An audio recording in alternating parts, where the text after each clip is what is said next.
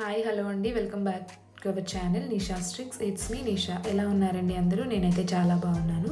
So మనం రెసిపీలోకి వచ్చేసాక pan పెట్టేసుకుని ప్యాన్లో ఆయిల్ అయితే హీట్ చేసుకుందామండి. సో ఆయిల్ హీట్ అయినాక దాంట్లో 1/2 స్పూన్ జీలకర్రని కూడా యాడ్ చేసుకుందాము. దాంట్లోనే ఒక 2 ఎండుమిరపకాయలను కూడా ఇలా చీల్చి యాడ్ చేసుకుందామండి. అలాగే ఒక 2 మీడియం సైజ్ ఉల్లిపాయలను కూడా యాడ్ చేసుకుందాం, ఇలా ముక్కలుగా కట్ చేసుకొని. సో ఈ ముక్కలన్నీ మెత్తగా ఉడికేలాగా చూసుకుందామండి.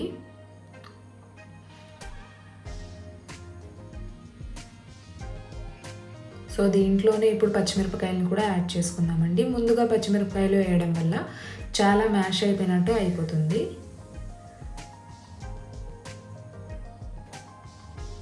సో మనకు మంచిగా ముక్కలన్నీ వేగిన తర్వాత దీంట్లో అల్లం వెల్లుల్లి పేస్ట్ని యాడ్ చేసుకుందామండి. ఈ అల్లం వెల్లుల్లి పేస్ట్ కూడా పచ్చివాసన అంతా పోయేంత వరకు వేగబెట్టుకోవాలండి.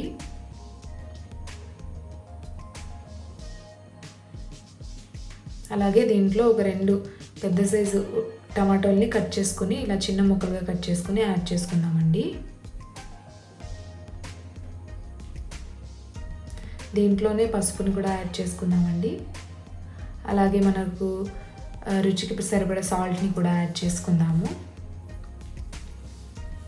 మొత్తాన్ని ఇలా మంచిగా కలియబెట్టేసుకోవాలండి. సో దీంట్లోంచి మనకు ఆయిల్ సపరేట్ లాగా వచ్చేలాగా చూసుకోవాలి. అలాగే టమాటో ముక్కలు మ్యాష్ అయ్యేంత మెత్తగా ఉడికేలాగా చూసుకోవాలండి. మీరు చూసుకున్నట్లయితే మంచిగా ఉడికింది. సో దీంట్లో మనం కట్ చేసి పెట్టుకున్న పాలకూరని యాడ్ చేస్తున్నానండి. మంచిగా వాష్ చేసుకొని ఇలా కట్ చేసి పెట్టుకున్నానండి. సో దీన్ని మంచిగా కలియబెట్టేసుకోవాలండి ఆ పోపుని ఈ పాలకూరకి. సో మనం ఎక్స్ట్రా వాటర్ ఏమీ యాడ్ చేయని అవసరం లేదండి. సో దీంట్లో ధనియాల పొడి 1 స్పూన్ యాడ్ చేద్దామండి. అలాగే మనకు స్పైసెస్కి తగ్గట్టు కారాన్ని కూడా యాడ్ చేసుకుందాము. జీలకర్ర పొడిని కూడా యాడ్ చేసుకున్నామండి. దీన్ని మొత్తాన్ని మంచిగా కలియబెట్టేసుకుందామండి. సో ఈ ఆకులు మొత్తం, ఈ పాలకూర మొత్తం మంచిగా ఉడికేలాగా చూసుకోవాలండి. ఎక్స్ట్రా వాటర్ ఏమీ యాడ్ చేయని అవసరం లేదు. సో మూత పెట్టేసుకుందాము. ఒక 5 మినిట్స్ తర్వాత మనకు మంచిగా ఉడికిందండి. ఇవి తొందరగా ఉడికిపోతుంది, మంచిగా ఉడుకుతుంది. ఇప్పుడు మనకి ఇలా వాటర్గా వస్తుంది కదండి. ఈ వాటర్ అంతా ఆవిరైపోయేలాగా దగ్గరగా ముద్ద కూరలాగా అయ్యేంత వరకు మనము మీడియం ఫ్లేమ్లో పెట్టుకుందాం. ఈలోగా మనము మన ప్రిపరేషన్ చేసుకుందామండి. సో పెరుగుని 1/2 లీటర్ వరకు ప్యాకెట్ తీసుకున్నాను. సో ఆ పెరుగుని మంచిగా ఎటువంటి గడ్డలుగా కాకుండా స్మూత్గా అయ్యేంత వరకు చూసుకుందాం. యోగర్ట్ లాగా అయ్యేలాగా చూసుకుందామండి. మంచిగా ఇలా గ్లిటర్ ఉన్నా సరే మీ ఇంటి దగ్గర చేసుకోవచ్చు, స్పూన్తో కూడా చేసుకోవచ్చు.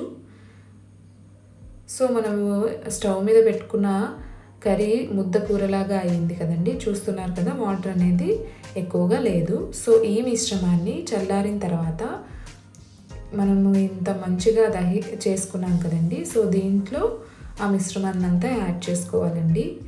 ఎప్పుడు పాలకూర అంటే చికెన్లోకైనా సరే, లేదంటే ఇలా కర్రీలాగా చేసుకుంటూ ఉంటారు. ఒకసారి ఇలా ట్రై చేయండి, చాలా టేస్టీగా ఉంటుంది. ఇంకా ఎప్పుడు పాలకూర తెచ్చుకున్నా సరే ఇలానే చేసుకుంటారు, అంత టేస్టీగా ఉంటుందండి. సో ఇలా మొత్తాన్ని మిక్స్ చేసేసుకోవడమే. సో మిక్స్ చేసుకున్నాక చూడండి ఎంత మంచిగా వచ్చిందో. ఇది చపాతీలోకైనా, బిర్యానీలోకైనా, రైస్లోకైనా చాలా బాగుంటుంది, ఎంతో టేస్టీగా ఉంటుంది. సో ఈ వీడియో మీకు నచ్చిందనే అనుకుంటున్నాను. నచ్చినట్లయితే లైక్ చేయండి, మీ ఫ్రెండ్స్ అండ్ ఫ్యామిలీకి షేర్ చేయండి. ఇంకా మన ఛానల్ని ఎవరైనా సబ్స్క్రైబ్ చేసుకోలేదు అన్నట్లయితే సబ్స్క్రైబ్ చేసుకొని పక్కనే ఉన్న బెల్ ఐకాన్ని క్లిక్ చేయండి. దానివల్ల నేను చేసే ప్రతి వీడియో మొదటగా మీకు నోటిఫికేషన్ వస్తుంది. మరో వీడియోతో మళ్ళీ కలుద్దాం. బాయ్.